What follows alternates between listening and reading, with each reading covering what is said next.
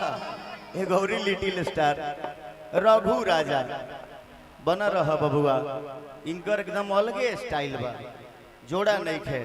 जियत रह अहिंगा नाम रोशन करत रह भोजपुरिया समाज के आशीर्वाद रघु बाबू लेत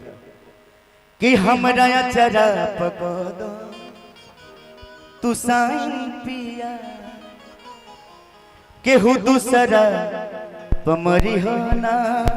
लाइन पिया बोलू भैया हमरा चरा पको दो तू साईं पिया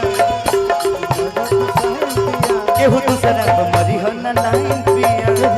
रवि भैया कुचाई कोट से बड़ी पुरस्कार भैया की तरफ से दिहना केहू के हमार वाला हक हो मेहर के जात हो होता इससे सब हो सतो बचनमा न भूली हंस जनमा एक निभई हर हाल में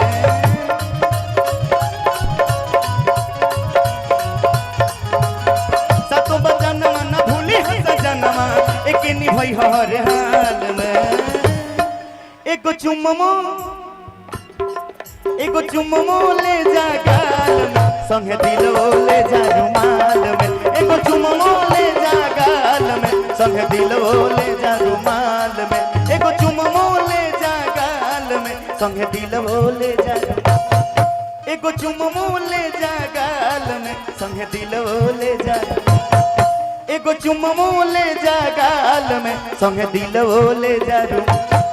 एको चुम्मो ले जा गाल में संग दिलो ले जा रुमाल में एको चुम्मो ले जा गाल में संग दिलो ले जा रुमाल।